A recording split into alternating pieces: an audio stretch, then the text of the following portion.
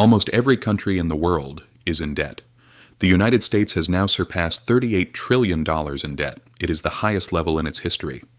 The European Union may hold massive reserves, but it also carries trillions of dollars in debt. Japan's debt is more than twice the size of its economy. Even oil-rich countries like Saudi Arabia borrow money. Export giants like Germany and China also carry enormous debt loads. But this raises a strange question. If everyone is in debt, who actually owes whom? This question leads you to one of the strangest paradoxes of the modern economy. Because debt is not just a burden. Debt is the foundation of the modern world. Today, wars, economic crises, global growth, and even the survival of governments all stand on top of this invisible system. And if you follow the chain of debt long enough, you arrive at an uncomfortable truth. The world is not really indebted to someone specific.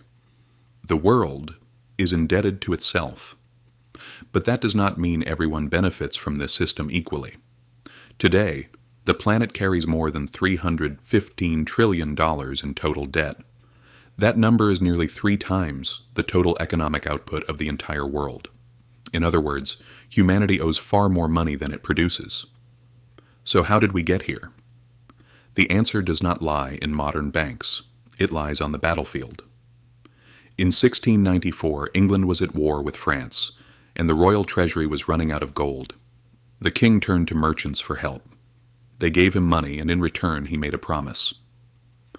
I will pay you interest regularly, and these payments will be guaranteed by future taxes. To manage this system, the Bank of England was created. It was a revolution in financial history. Because now governments could spend money they did not yet have, and lenders received one of the most powerful assets in history, a promise backed by the state, a promise that could be traded. Thus, government bonds were born, and the foundation of the modern financial system was established. France copied the model, the Netherlands improved it. The newly formed United States adopted it to finance its revolution and later its expansion westward. Debt was no longer a sign of weakness. It became a sign of credibility. The easier a state could borrow money, the stronger it appeared. Empires once conquered land to extract gold. Now they issued bonds to earn interest. The battlefield you could borrow had turned into a balance sheet. 3 centuries later, the system still works, but on a much larger scale. America's debt is $38 trillion. Japan's debt is more than 250% of its GDP. And global debt grows by trillions of dollars every year. Today, everyone is in debt. Governments are in debt. Banks are in debt. Corporations are in debt, and citizens are in debt. But at the same time, in some way, we are all creditors too. For example, most of America's debt is not owned by China. It is owned by Americans. Banks, pension funds, investment funds, and insurance companies buy U.S. Treasury bonds. Even the Federal Reserve does. The interest paid through taxes eventually flows back into these funds. So the money circulates within the system, a kind of financial mirror. But this cycle is not unique to America. It is global. Japan buys U.S. Treasury bonds. The United States lends money through the IMF. Europe finances developing countries through the World Bank. And those countries invest their reserves back into Western government bonds. It is like a global financial game. Imagine a poker table. Everyone is borrowing chips from everyone else, and there is only one rule in the game. No one gets up from the table.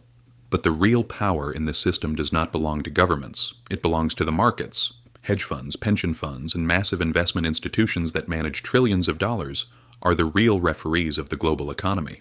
They decide which countries can borrow cheaply, and which ones will suffocate under high interest rates. When confidence in a country disappears, its currency collapses, interest rates explode, governments fall, and entire economies change overnight. Democracy decides who governs, markets decide who survives, and the most powerful players in this system are the central banks. Because central banks do not just manage debt, they create it. When a central bank buys government bonds, it creates new money in return. That means every dollar in circulation represents a debt somewhere. There is no such thing as debt-free money. Every banknote carries an invisible IOU. This system has survived for decades because of one thing: trust. As long as investors believe governments will keep paying interest, the machine keeps running. But when trust breaks, everything changes. We saw it in Greece. We saw it in Argentina. We saw it in Sri Lanka. When debt becomes unpayable, crises erupt. But here is the interesting part. The system never truly stops. New debt replaces old debt. Debt gets restructured. And the game starts again. Because the biggest secret of modern finance is this: debt was never designed to be fully repaid. Debt was designed to be rolled over forever. Governments do not plan to eliminate their debt. They refinance it. They issue new bonds to pay off old ones. Economists call this refinancing, and investors understand this. They do not expect full repayment. They expect the deal to be renewed. Because government bonds are considered the safest assets in the world, banks use them as collateral. Pension funds fill their portfolios with them. Central banks hold them as reserves. And this is where the strangest truth of the system appears.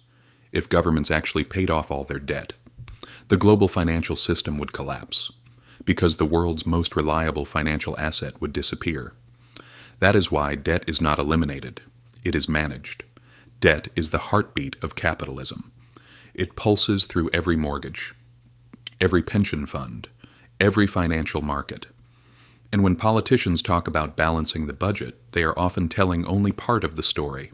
The goal is not to eliminate debt. The goal is to keep the system alive, because the fuel of this system is not money, it is trust. And when trust disappears, numbers stop mattering, interest rates explode, economies collapse, and people remember what debt really is: a promise that cannot be kept forever.